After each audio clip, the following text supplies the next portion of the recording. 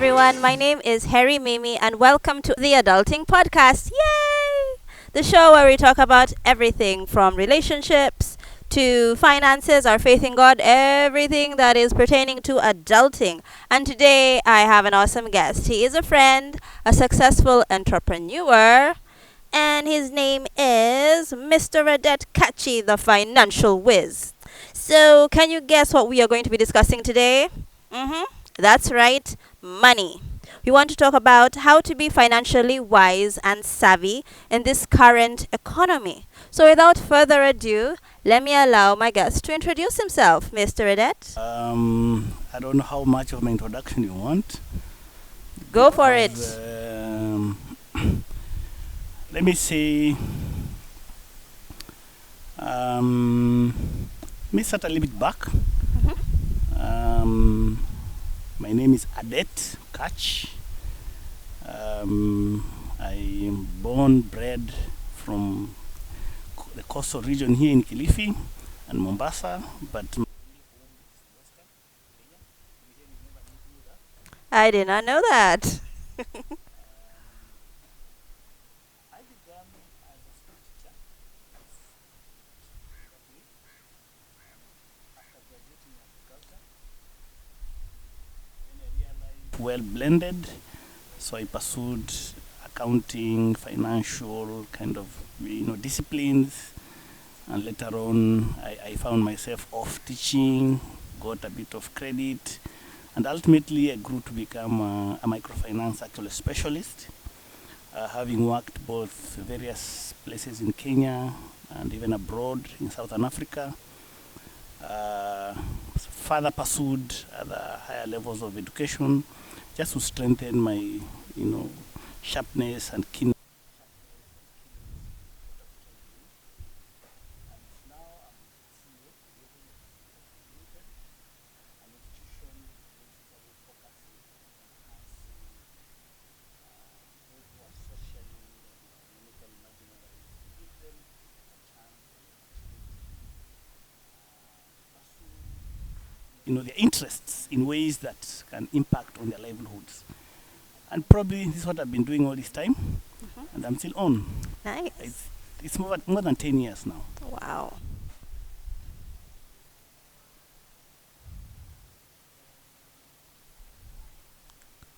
Oh. But you got everything that he said. Oh, so he doesn't have to repeat that intro. Okay. Uh,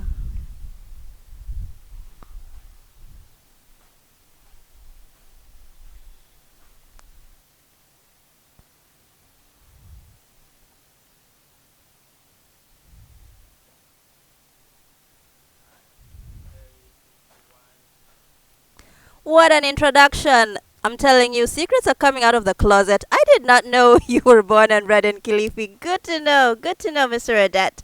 And now I know that I am in totally safe hands as we embark on this discussion about finances, money. But before we continue, please, guys, do not forget to like and share this video and subscribe to this channel. And don't forget to click the notification bell so that you don't miss a single episode of Adulting 101. So now let's jump right into our discussion, and the topic of today is money wise. So here's a question for you. What are some of the myths or misconceptions that people have about money? Because growing up, I think everyone, depending on your household, there's some certain thoughts about money, or how we handle money, how we think about money. It depends on how we grew up, right? So what are some of the myths and misconceptions that people have about money? A quick just synopsis on that. Uh-huh. Let me also further strengthen my introduction. Please do. I am a firstborn. Uh-huh. We are quite a number. Typical African Firstborns. household Yeah. where we are not few. Yeah. And we basically struggled in life. Not being very sure whether you'll go to school, being not very sure that you'll, be able to get that next meal, just as basic as that. But ultimately, I've been able to move up and about, and I'm now married. I have two daughters, They're all adults now. Yeah. Uh, and so the reason I'm putting this context is to start helping us to understand what is the motivation of wanting money. Yeah. What is your value for money? Why exactly do you want to make this money? Yeah. Yeah. So for me, as a person, definitely I cared for my family. Mm. I thought it would be necessary for me to be able to look after my siblings, to look after my mother, who was quite a weakling, and I had strong attachment with her. I still do, among others. And so for me, money was to create relevance, value, and put me in a place where I can add value to somebody else's life. Mm-hmm.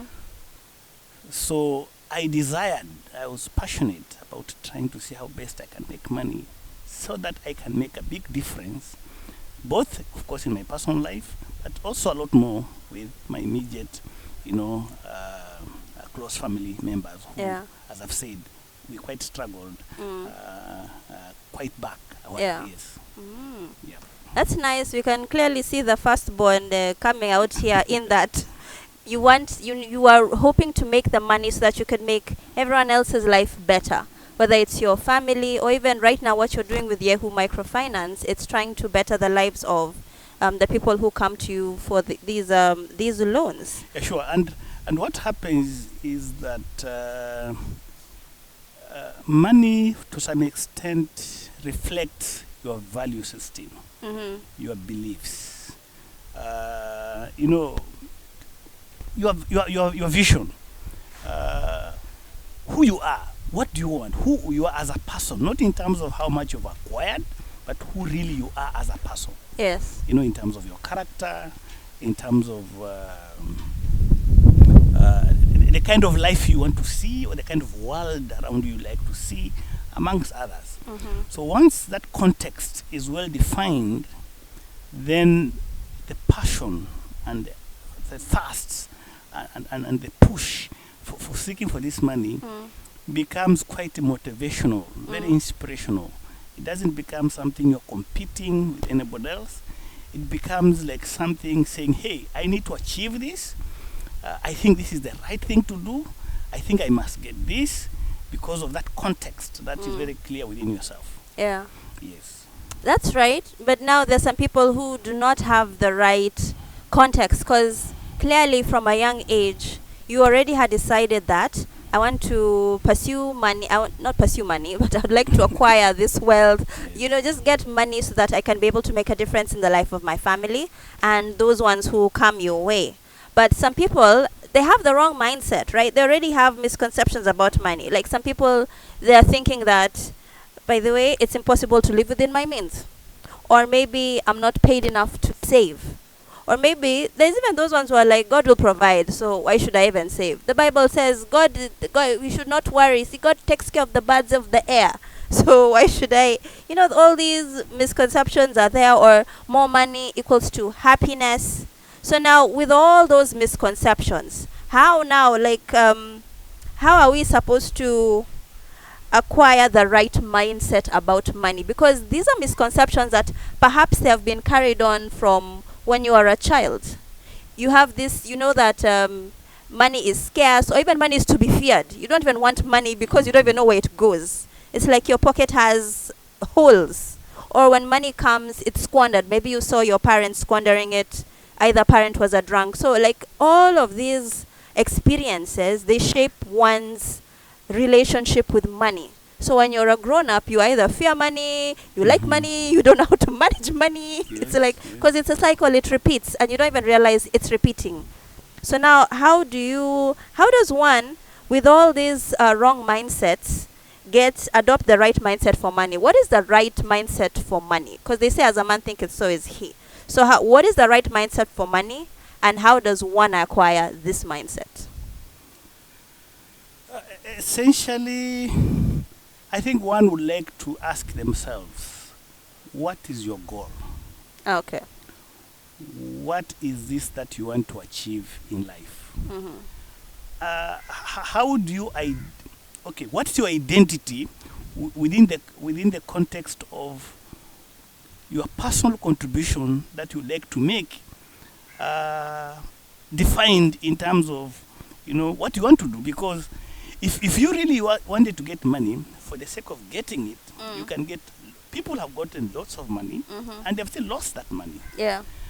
And money would be a function of your competitiveness to seek for opportunities, take advantage of opportunities which come with maybe skills, Yeah. which comes with investment in a lot of what you feel you are good at, or where you think you are being driven to in terms of your passion, etc. So for me, I would first ask myself, what is my goal in life? What do I want to achieve in life? What is the most important thing to me in life? Because we are aware that money is a good servant, but it's a terrible master. Yeah. And so if you are not very clear on your mind that this is the reason why I'm pursuing for money. Besides, money is just one of those tools that you use in life. It's not the end game. It's not the end goal. It's the means. It's not the goal. The goal is not to achieve as much money as you want. The goal is, what do you want to use this money for? What do you want it for, really? Because again, if you looked at money as an end in itself, then anything could come along. And that's why you can get mixed up because of the different pressures from our peers and all that stuff. We are in a very materialistic world, etc., where everything is about how much you own, or we are identified with how much we have. But again, I will just get back. It's a personal issue. What's my goal? What do I want this money for? Money will be enough or not enough to the extent of what are you using that money for. What is your desire about it? Why do you want that money for? I will give my personal example that at every stage in life, I've never thought that I have enough money, simply because my vision kept on expanding and growing. I would ask myself, hey, I think I would be better off if I did 1, 2, 3, 4, 5. For instance, I'll be better off if I was able to fully take care of my mother, all her issues, relieve my father of the responsibility to my mother. I'll be better off if I took all our siblings to good schools. Then it comes, I get married. They're your children. What do I want for my children? I would like my children to go to relatively good schools because of 1, 2, 3, 4, 5. So every stage in life, I would tend to feel that I need to put a little bit more energy and more effort. But what life really teaches you is that there's so much potential and capacity that you have, that with sufficient and good and right motivation, then I don't think there's any limit in the capacity to be able to create value, wealth. Yeah. But again, what is behind it? What is behind it? I think that's actually a good question to ask. Why do you want the riches? Because you ask some of the even ourselves when I was a bit younger, what do you want to achieve in the next 10 years? I want to be a millionaire.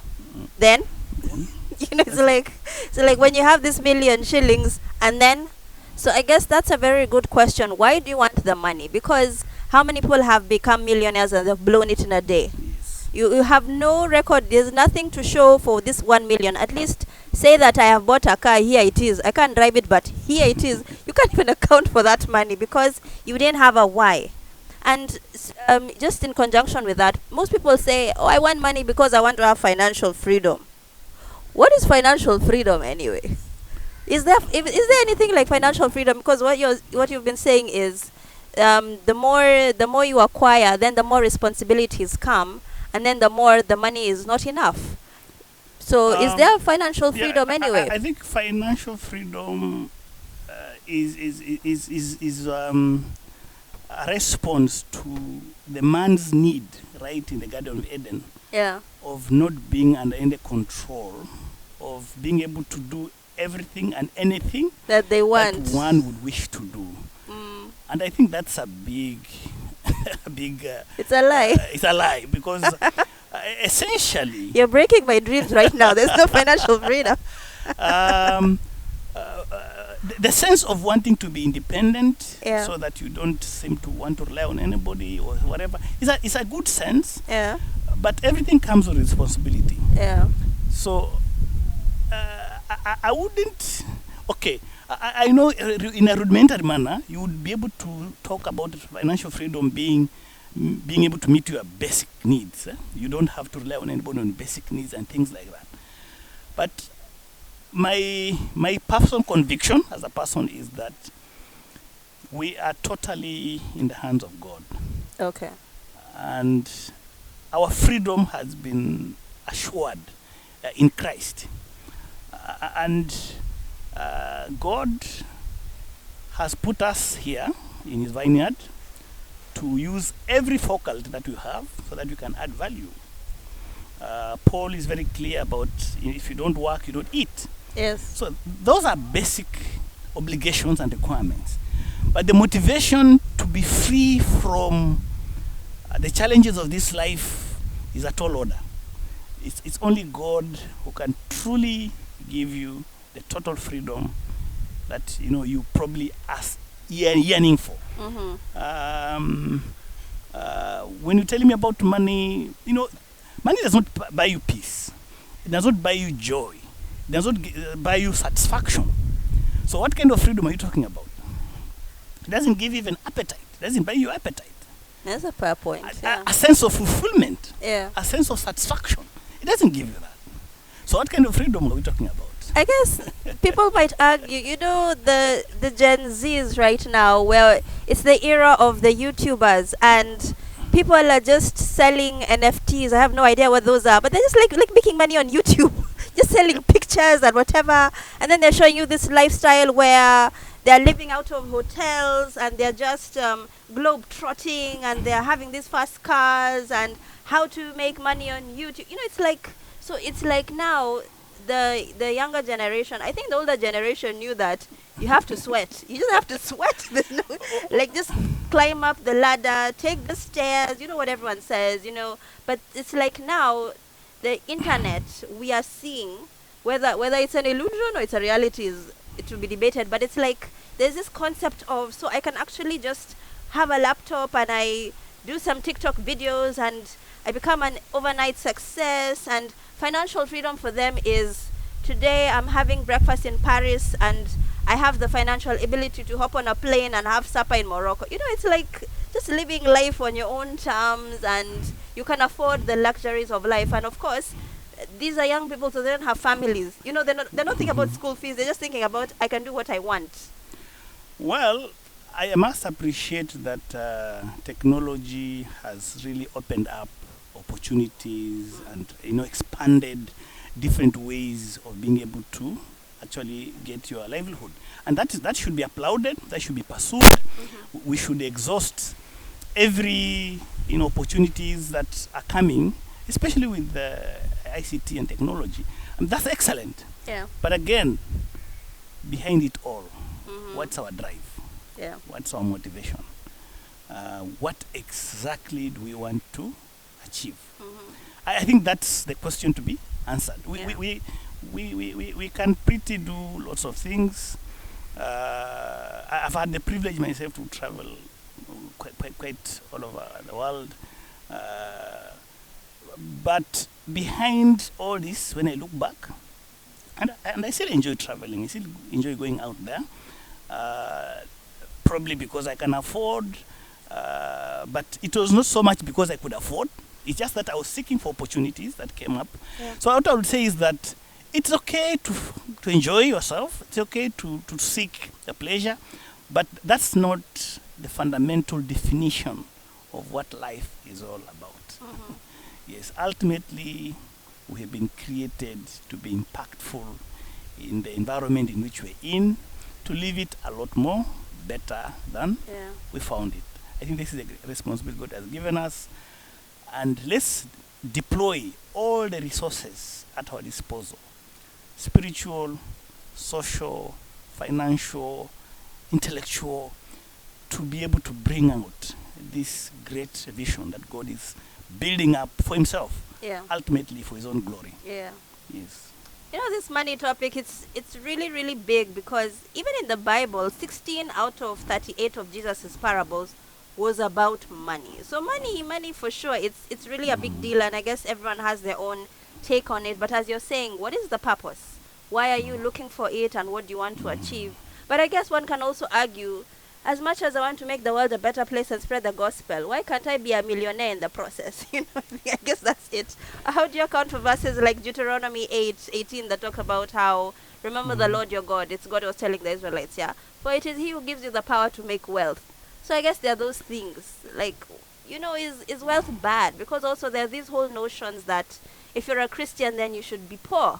You know, what? Money is the root of evil. Yet, that is misquoted. It is the love of money. So I think all these things are kind of like in the mix, like what we were talking about, the misconceptions of money. Why do you want all that money? Aren't you greedy? And so I guess all of that is in the mix. But if you can get our why. I think I will bring in the issue of faithfulness. The Bible talks about if you can be faithful in little, you can also be entrusted with a lot more. And then the Bible, exhorts about stewardship. The capacity to be able to manage the resources that are at our disposal. Yeah. So we do not look at money in terms of how much you have, but I think we look at money in terms of how well you can manage your resources, and part of it is money, to be able to enrich. Of course, it will enrich you, but also enrich the areas of your influence in manners that create positive impact, around yourself and those that are around you. I think other than that, we can't talk about being rich or poor. It's an issue of how faithful are we? Are we good stewards? What are we deploying this money for? We have non-Christians who have been very generous in the way they use their resources, and they've been blessed. I think as a principle, it has nothing to do with spirituality. So it's much more to do with how faithful are you? Are you good? Are you a good steward? Yeah. And I think that's the question. Once you operate within that context, then it doesn't matter how much money you have. I don't think it matters, because somebody like these rich billionaires in US, they are very strong foundations. Bill Gates, for instance, he's put so much energy in health issues and other aspects, in terms of billions and billions and billions. Would you say it was wrong for him to get that money if it's being channeled to enhance those who are poor? I don't think so. My own institution, Yehu Microfinance Services, has the root of rich Americans who invested initially, who planted the seed, so that you can be able to reach those who are not, who are not as fortunate. And Yehu now, with almost over 80,000 clients across coastal region and part of eastern region, I think I'll look back and appreciate that somebody planted that seed because they had money. Yeah. But again, there are those who have just wasted that money. Yeah. Yes. So what's the context? What's the purpose? Are we faithful? Are you an appropriate steward? Can you be entrusted with this wealth? It's a responsibility. Yeah. I think I like that statement you've made. It's not a matter of how much money you have, but how well you use the resources that you have. And the only resource you have is not money.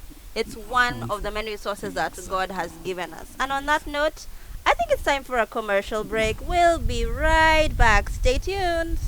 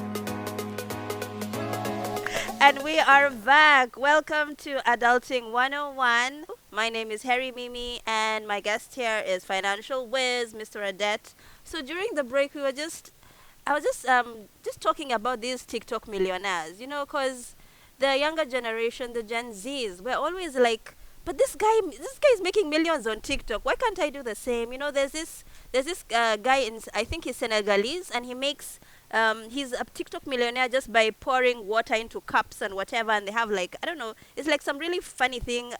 I cannot remember his name, but he's like super famous, and he's making his millions, making ridiculous videos about water, and depending on whatever the point is trying to push. So I'm like, people, we're thinking like, if this guy is doing it, if he's making his money on TikTok, then why can't I also do the same? What do you have to say to that? I think that's great. And all along, we've had what we call outliers Yeah, in society. But while I should not seem to be discouraging anyone, yeah, but life moves along the normal curve. the normal curve. Yeah, we'll have the extremes, they'll always be there, but the majority of us will have to fall within that normal curve. So, again, let's get back to our Reality. That word reality, but I think most of us think will be and everyone essential, yeah. should stretch themselves to the best way they can. We are not limiting anybody, Yeah, but certainly, not everything that one tries works out. Yeah. Every time. Yeah. We have people who have tried things 100 times, 1,000 times, but they never worked, and it was good they tried. yeah, And you should not stop trying. yeah, Just don't sit back and say, I can't make it. However, we also shouldn't be pushed by those who seem to have just got it right yeah, one touch, and we all feel we all must fall into the bracket. yeah. That may not be really the reality. The reality on the ground. I guess the problem is most of us think that we are the exception to the rule. Everyone else follows the normal curve except us. Now, the other thing that I wanted to just follow up on, myths. Does money make the world go round? Does money equal to money and happiness? Money doesn't make us happy. Is that what it is? Well, happiness is very temporal. It's kind of like mood swings, but there is greater desire of peace, joy, contentment, satisfaction. These are not bought by money. Okay. You'd find across different economic strata, whether I live in Madare or I live in Runda, you'll find people in Madare who are contented, who are satisfied, and who are happy. They sleep deeply and soundly without money. Yeah. So really, money would not be attributed to necessarily, purchasing the really essentials that matter. Yes, we do appreciate that money does relieve us. It gives us the comfort we need. I mean, you don't have to strain where you're going to get your next meal. That money will do. But I think beyond that, we should also aspire more enduring attributes that really make who we are as human beings. Yeah. Yes. Because if our happiness is pegged on money, then that's an external thing. Exactly. So if you remove the money, then that means there's no Yeah. happiness. Yet joy should be intrinsic. It should be internally Yes. generated so that you are happy or you're joyful. And that's slavery. irrespective. And Yeah. that's slavery. That's if, true. if we are talking about freedom from money, at the same time, it's only money that makes us happy, then we're enslaved with money. You're really just breaking some some thought processes that we are thinking.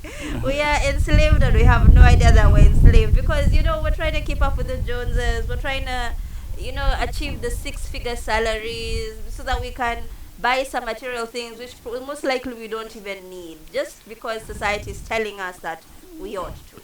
I got a lot of inspiration from my grandmother. She was illiterate. She was a widow. Uh-huh. at a very early age, my maternal grandmother. But I tell you, who I am has a lot to do with what she ministered to me. We just had enough by the day. But that home was warm, was full of love, joy, excitement, name it. Yeah. I miss those times. She's now late. I miss those times I was with my grandmother. There was nothing around I would compare with what we perceive as what money should be. Yeah. Yes, so I think, personally, I don't really. I think we need to be free from this, this concept that without money, then we're nothing. In other words, us being defined by how much we have acquired. I think we are much more than what the world seems to be defining us in terms of our acquisitions, whether they are intellectual acquisitions, financial acquisitions, even spiritual. We just need to be humble before the Lord, because all these things are as a result of what God gives us. And the question is, when we are before Him, will we give account to what has been, what was, what was at our disposal, what was entrusted to us? I think that's a question. That is a question. I think we should now stop talking about financial freedom and start talking about freedom from financial slavery. I think we should just reverse it there. And in order to get ourselves to that space, what are some of the habits or the steps that you think we can achieve to attain financial discipline? Because also, you need to be disciplined at anything. I think just learning, especially you're unlearning these wrong mentalities, these wrong narratives that you had in your head about finances. And then now you want to start putting in new practices, new thought systems, new value systems about money, new perceptions. So what are some of the habits that we can take on to achieve financial discipline? That's a huge question. And this is a little bit challenging. But one, like anything else, at least from my personal experience, I had to have a budget. The elusive budget. I had to define what I want against what I have. Why can't we stick inside this budget? Every Kenyan has a budget. I had to ask myself, I'm earning. Okay, I'll give you a better personal experience. Okay. When I started as a UT, second school teacher, my salary was 3,600 shillings. And I was newly married, like my friend here. For context, it was several years back, 3,500 at least. And I was newly married. So I look at that money, and definitely this money was not enough. For sure. Yeah, when I would work out my list, I need this, I need this, I need this, I need that. It was not working. Yeah, so of course I'll keep on slashing and slashing and slashing until, this is the amount. Because one thing that I told myself is, I will not borrow to meet my recurrent expenditure. Okay. That's a principle that I just said. I will not borrow because of recurrent expenditure.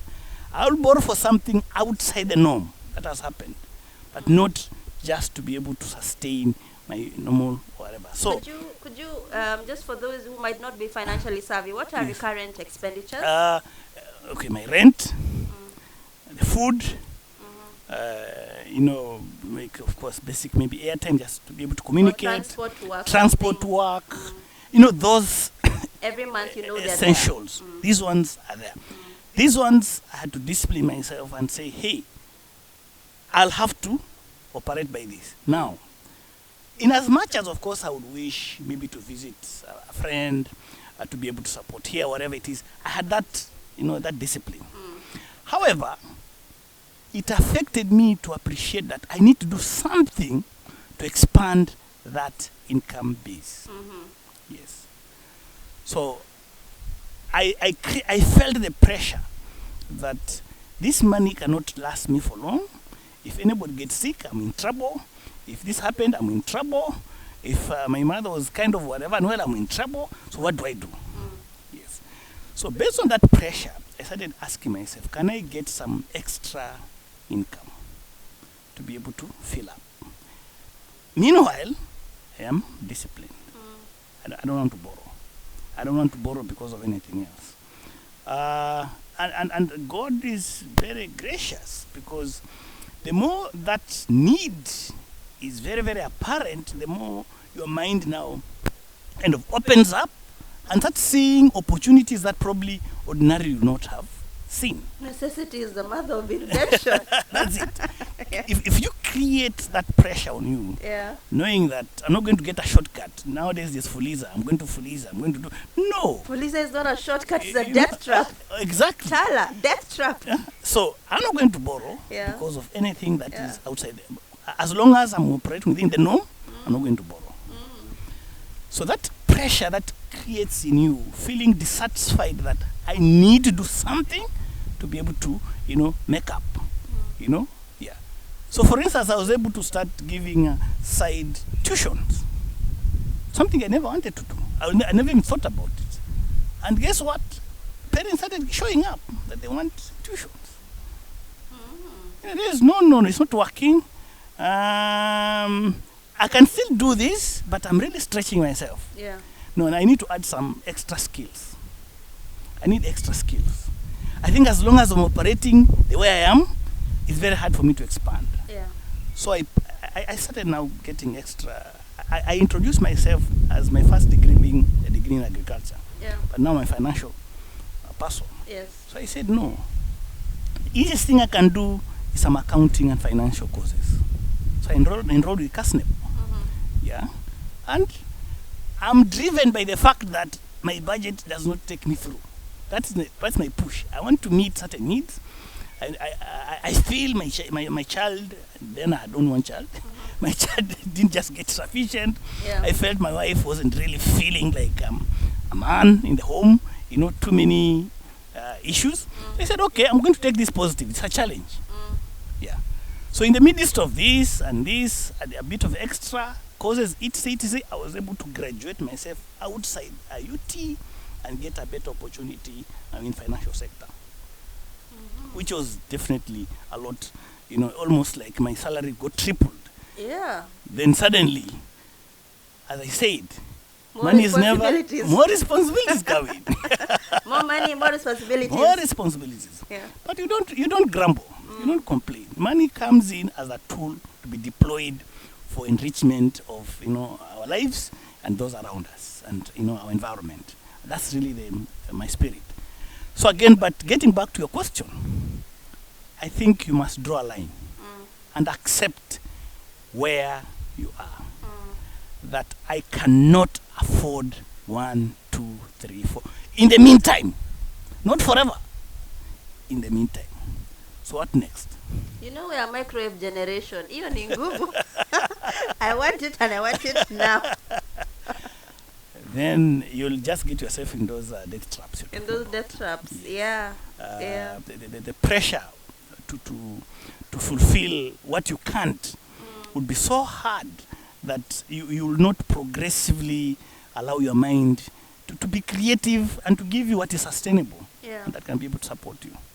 I like what you have said, and even just where you are coming from about, like, I think you made for yourself some financial principles, even if you didn't write them somewhere. Like you said, I am not going to borrow for recurrent expenses. And I believe that's a principle you live by today. Exactly. So I think in the endeavor to be financially disciplined, develop your own financial principles. I'm not going to borrow this, or I'm going to borrow for this. Or even just started by having a budget. I will stick in my budget, because every Kenyan, I believe, has a budget.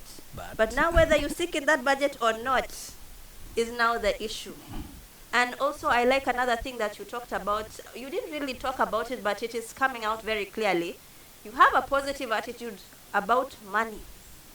You see, for sure, you are seeing money as a tool. Because I think we have scarcity mentality. So money is so rare for us. So when you get it, it's like hoard. And then when any responsibility comes, it's just like, why? You're complaining, but you're like, Yes, my salary tripled, but so did my responsibilities, and I'm rising to the challenge. If God Mm. provided for this, He'll provide for this. So I'm seeing positive mentality really just goes just a long way in Exactly. your Exactly. financial discipline and just how, in just managing resources. Because if you're going to get money, like you're saying, God gives us these resources so that we can make a difference, evangelize, and just make the world better. Yeah, His kingdom come, His will be done. But if we're getting resources and then it's like mine, Golem in Lord of the Rings, it's like we don't want to share that money with anyone, then I think we won't get any more. Yeah, and just to press it a bit harder, Mm, when I even got a little bit more money, mm, as I said, responsibility expanded. mm. One, the age of my children are getting bigger, so we got another child. I need to take this one to school, so things get a little bit Yeah. more. So I told myself, now I have some basic financial accounting skills. It's just enough for me to be doing what I do. And I was amazed when I talked to a few friends in church, and they told me, guess what? Come and maintain my books of accounts. Wow. Actually, I stopped them because I realized it's overwhelming. Mpaka Right? unakataa pesa. Bakasema, hey, wait, hold Wacha on. ikae kwanza. And these guys were just struggling and suffering, Yeah. but they just didn't have somebody who can properly keep their books Book of records, account, yeah. make returns for them for their taxes, etc. You know, I remember during my leave, I just basically never had a time to rest because I had you're all balancing these books. books that I have to balance, and after this, then one will refer to another. Hey, mine have been fixed by this guy. He's a guru in this thing. This is the fellow. Financial whiz, people. Yeah. I told you, financial whiz. But it is coming from a point of I've got to do something about it, and I build up some skills, and then can I seek for opportunities? Mm, Yes. Opportunities are always there. mm, They're unlimited. mm. I can guarantee you.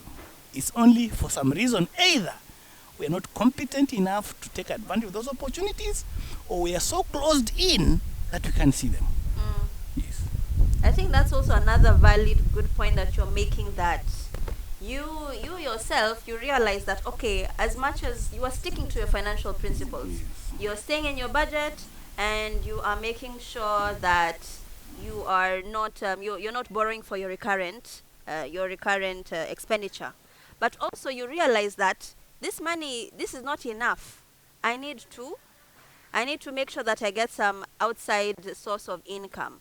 And so you decided that you're going to upgrade yourself. You see, that is putting effort, that is investing in yourself. And I find that most of us, we don't want to invest. We don't want to put that's where I am right now should be able to get me to the billions without adding further, without growing, without learning, without adding a skill, without even looking for opportunities. And I think that's our downfall.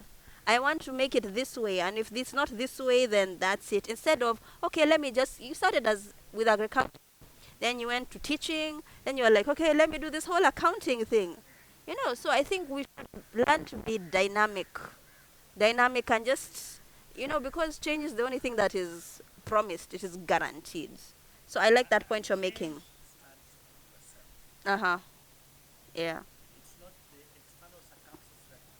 Mm. Mm. You're making some profound statements today. You woke up on the right side of the bed.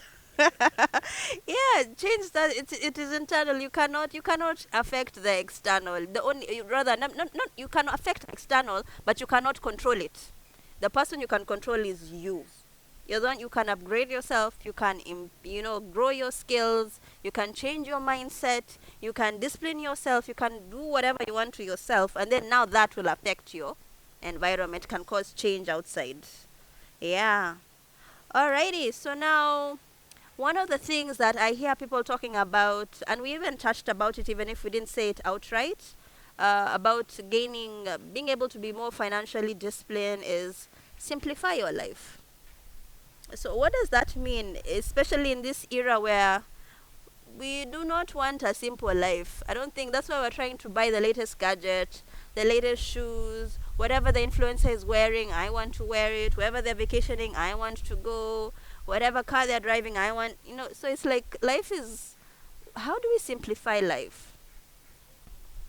We need to develop self confidence, self perception must be very, very strong based on who we are. We need to not feel subdued or intimidated by either the environment we live in, our neighborhood, our friends. You really have to develop internal stamina for who you are and appreciate who you are, and just accept yourself. What will put pressure on you to have to get that latest fashion is because you want approvals Yeah, from outside. exactly. You want recognition from somewhere else. So simplicity comes in when you define yourself, when you appreciate who you are, and accept yourself and value yourself. You are complete, you are sufficient the way you are. You don't have to struggle so hard to be able to be a better person in terms of how people perceive you. Yeah. Okay? Then from there, you're able to define your life based on who you are. Even as you appreciate that you have growing needs and other aspects of your responsibilities. But the moment you allow yourself to be subjected to external impressions to define who you are, then you can't live a simple life. Yeah, because you're always going to be living, you'll be at the mercy of the other people and you're trying to please them. Exactly. How many people liked my Instagram video and Exactly. my whatever YouTube short? Like, and then you're really just trying to live this flashy lifestyle, but it's not you. It's not you. It's just not you. Yes. So simplify your life. Alrighty, so I have one more question. What are some easy businesses to start with or simple investments to make with minimal capital? Because I know there's also this illusion, I need like a seed, like the way you were talking about Yehu Microfinances, you had like these American investors and I'm sure they gave you some good money. Not really, But- actually. Not Not really. really, but okay, like Not if I have 5,000, 10,000 shillings, is there, or just like a small amount of money, what is an easy business to start that is viable, or what are some investments that we can make as the youth? Again, that's a very broad, Broad topic, spectrum, a very broad topic. When I started my services, all what I needed is to talk to my church members and tell them, you know what, I have this skill. Will you use it? My seed capital was my time, and that's it. Okay. I started. Oh, the bookkeeping. Yes. Yes. Yeah. I mean, I started.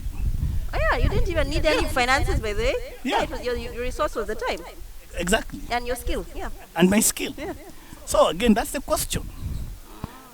The issue is what Moses, God asked him, what You have in your do you hands. have in your hands? Preach it, Mr. Adet, preach it. What do you have? Because if you don't begin from where you are, then anything else could be illusion. Even if I gave you 2 billion now, a Harry, but you may not be able to know how to do that 2 billion shillings. Yeah, it's true. Yes. So it's not how much you have. It's what is your alignment, what is your skills, what is your competence, where do you, okay, what is your competitive advantage, where is your advantage, what is this that you can take advantage of where you are, okay? Without naming names, I have a friend who I think in the last 1 year opened a very small shop and started just selling. They started with 5 trays of eggs. 5 trays. I think then trays were going at 400 shillings. 400 times 5, that's what? That's 2,000. Yeah, 2000, yeah. Yeah, that's 2,000. And of course, they had some small capital of the space Yeah. that they were going to use. So basically, it was less than 20,000 shillings. But what they noted was it was a strategic place. There was a need. For the eggs. There was a need for the egg within that space. All right. As I speak now, they have a capital worth about $500,000. This is 1 year down the Down line. the line. Yes, with 20,000. Now I'm not telling everybody to start selling Eggs. eggs. No. Yeah. All what I'm trying to say is that there are so many factors Yeah. that would not necessarily entail. Of course, the more capital you can have, probably the better. But the way life is that you don't just get all what you need or all what you want to start something. So why not start with what you have? But let the market see the value that you're adding and create the demand for what you need. When we were given that little small capital with our friends from US, it was really little. What we did was to differentiate ourselves in the market such that we could have potential now financiers wanting to invest with us because they could see what we could do. But we started with what we had. It was a joke, you know. But we said, okay, we're going to differentiate ourselves. We're going to target our market niche, and we're going to show everyone that, yes, we are serious with what we do, we are good in what we do, and we are dedicated in what we do. And things started building up. And again, many people tell you, those who studied Intel, Microsoft, they all started in very extremely humble beginnings. Yes. I think I like what you're saying. You're talking about, because once again, the focus is not on the money. It is No. on what resource do you have. Is your resource time? Yes. How can you use it? Is your resource your skills? Skills? Or even if you Yes. do have some financial small resource, what can Yes. you do with that small financial resource? And then also Leveraging on your own competencies. your own competences. Yes. Yes. Yes, your own Yes. or maybe you will build your own competences Exactly. to be in line with whatever you want to do. Yes. But also, I like what you've talked about, distinguishing yourself from the rest of the market, Market. because I'm sure Yes. the person you spoke about who sells eggs, they're not the only egg seller. No. But why are people buying eggs from her? You're not the only Because- microfinance No, person. Why are people no. coming to you? So I think that's Exactly. like, because I think we're trying to do also cookie cutter. You see, like in Kenya, this person opens a kibanda of fruits, and then in the next 2 months, there are 5 kibandas of fruits. Giving the same The thing. same thing, not even No. complimenting. No. Like you're doing melon, let me do now mango. You'll bring Yes. the same melon. Or instead of get melon, but now differentiate that melon in some way. You some know, way your so that packaging, you've added value. whatever you're adding value to, so that you Yeah. attract a given market segment that will be more attracted See, to what you're trying to do. But Yes. so that's a valid point you're bringing right there. All right. So now we are actually coming to the end of this show. What an insightful conversation. What an insightful discussion about finances. Like I'm realizing I had my own misconceptions about finances. I thought I was liberated in my head. Clearly I was still on the plantation. I have been liberated today. So as we end our show, what parting shot can you give our viewers? Or what would you like them to remember? At least, the maxim of the show. Basically, maybe I can summarize by saying you are the determinant of your destiny. Yeah. It's all about your choices, your values, your belief system, your purpose. All this would shape how you relate and interact with the world and its opportunities and its threats in ways that will be able to take you, desirably where you like to be, and of course, if that's in line with God's will. Yeah. I think that's what I would say. But opportunities every generation feels exactly the same way. During our time, we felt like the world is so harsh, it's so difficult, it can never be worse. Opportunities are not there. History repeats. But here you are. The current generation feels the same. The same. So it's really who we are how do we want to relate? What is our value system? What's our belief system? What are our core values? But suddenly, God has granted us resources, opportunities, all of us, without any discrimination. Yes, but our choices will make a lot of difference in whether we deploy these talents, these other attributes that we have at our disposal to be able to make us be the kind of people that He desires us to be, and the kind of people that we want to be. Yeah. Yes, but certainly, it will not be so good for you to be controlled by, what is outside or what is beyond your control. Yeah. Yep. I think what you have said has reminded me about this verse. I know it's in Ecclesiastes, but I can't remember the chapter or verse. But it says that the race is not for the swift, but time and chance is given to everyone in heaven. So like all of you guys, all of us, God has given us whatever resources and whatever, whether it's financial, it's time, whatever resources, skills, so that we can succeed. Because remember, we're supposed to be fruitful and multiply. Subdue, take dominion. That command He gave Adam in Genesis, that is also for us. So all of us is given us these resources, but what are we going to do with them? It's not about the resources or the money, but what we do with the resources that really, really counts. So thank you so much, Mr. Adet, for coming on and just sharing your financial nuggets of wisdom. So appreciative. Thank you, our viewers, for tuning in. I hope you've really, really enjoyed and gotten something from the show. So let me just quickly remind you, our last episode, I mentioned that I have a book out. It's called God This Sucks.